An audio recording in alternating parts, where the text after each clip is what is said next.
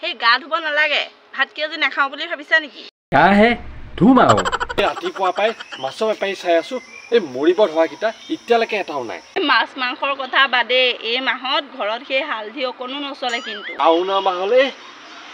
এতিয়াও বহুত দিন আছে মাছ মাংসৰ কথা বাদে এই মাহত ঘৰত সেই হালধি অকণো নচলে কিন্তু তই যদি হালধি নাখাওই এই কালি মোক 1 কেজি হালধি দোকানৰ পৰা কেলে আনিব দিছিলি ৰামেখে এনেকে কৈছে যে হালধি নহয় একে সোণৰ টোপোলাটোহে আনি দিছে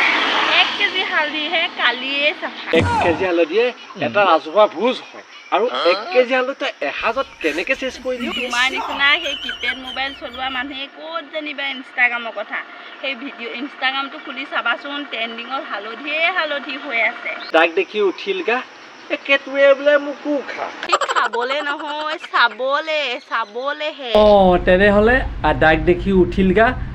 হালধিয়ে বোলে মোৰ ৰিলিজ ভিডিঅ' চা